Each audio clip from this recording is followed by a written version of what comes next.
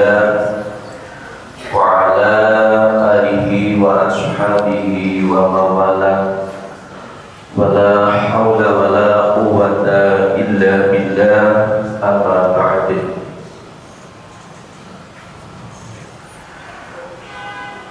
Para guru, para kesepuhan yang dimuliakan Allah Subhanahu wa Ta'ala, pada sore hari ini kita lanjutkan kajian kitab Fathul Qorib. Bismillahirrahmanirrahim. Qala al-musannif rahimahullahu ta'ala wa nafa'ana bihi wa bi'ulumihi wa madana bi asrarihi fid dharaini amin ya rabbal alamin. Sampai pada pembahasan tentang rukunnya sholat.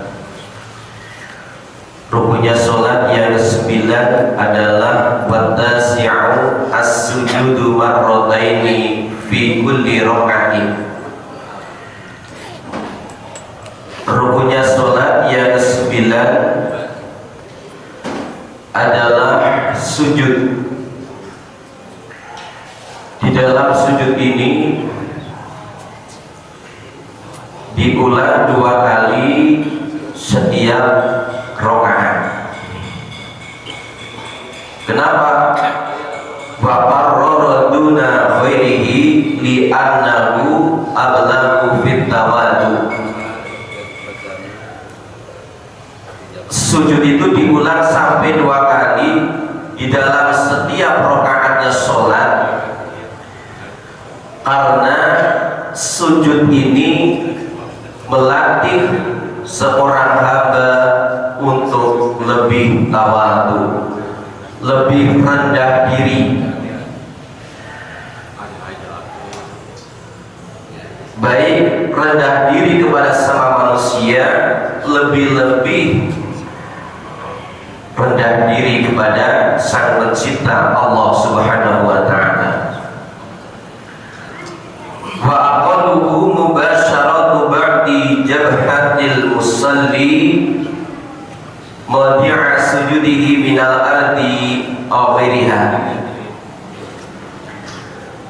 Di dalam sujud ini perlu diperhatikan.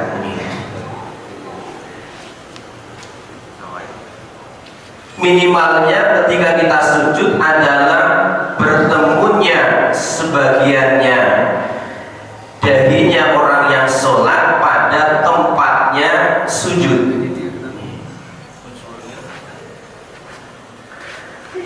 Maka ketika ada orang yang sujudnya memakai misalnya hidungnya, tetapi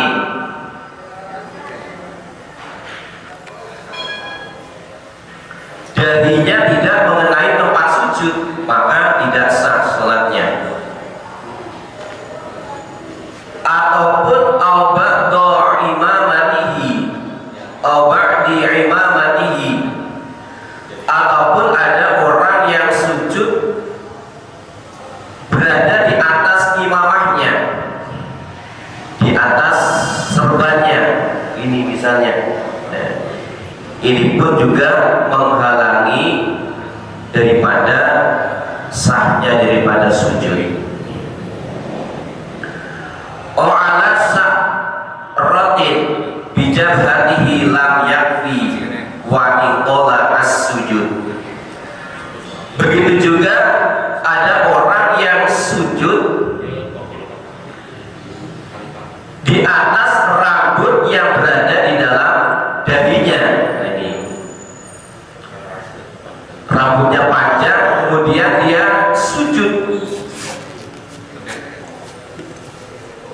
di atas rambut yang berada di dalam dahinya. Ini pun lam yasihha, maka sujudnya tidak sah. Wakil tolak, walaupun sujudnya itu lama. Wa yajibu wad'u batni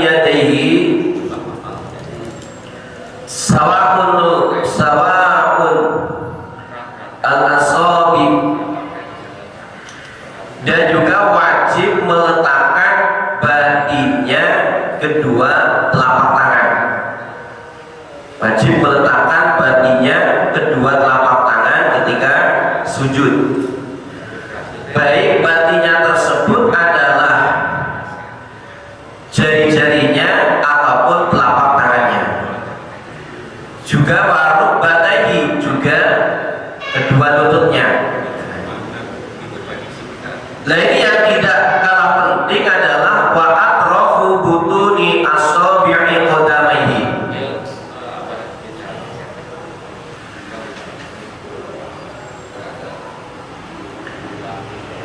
Dan juga wajib meletakkan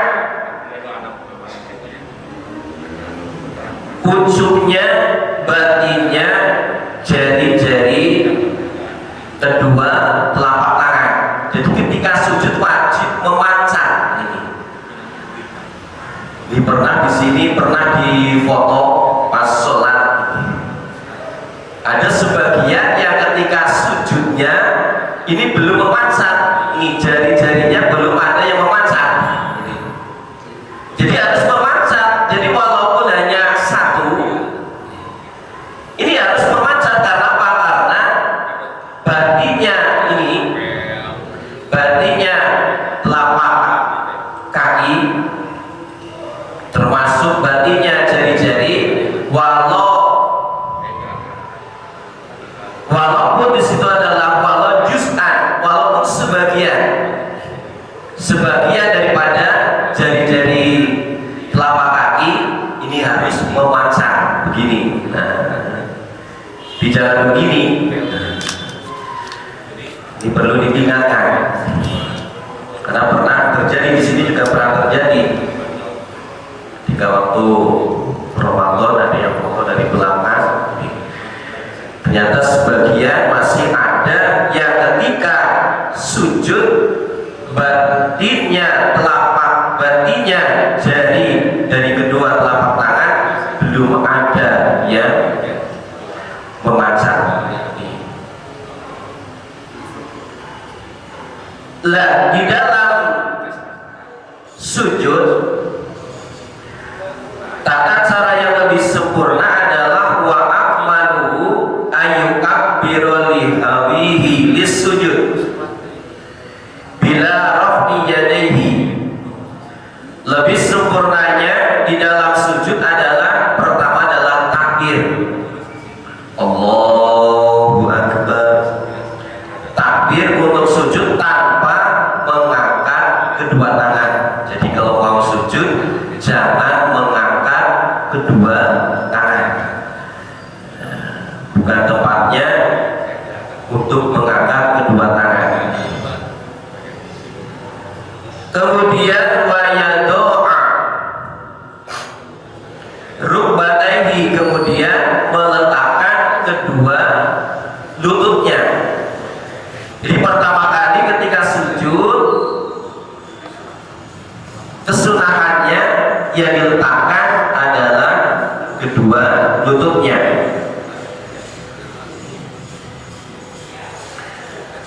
Summa yadaihi, kemudian kedua telapak tangannya. Tapi kalau memang orangnya sudah nggak kuat, ya jangan memaksakan. Tangannya dulu nggak masalah. Tapi kalau masih kuat, kesunahannya ketika sujud pertama kali yang diletakkan adalah kedua lututnya, kemudian kedua telapak tangannya. Setelah itu summa jabhatahu, kemudian jabhahnya, dahinya, wa anfahu, sekaligus hidungnya. Nah, hidung ini termasuk sunnah ketika kita sujud, ya, sehingga ketika pakai masker, walaupun maskernya itu nggak dicopot, ya tetap sah sholatnya. Karena apa? Karena meletakkan hidung ini termasuk kesunatan ketika sujud.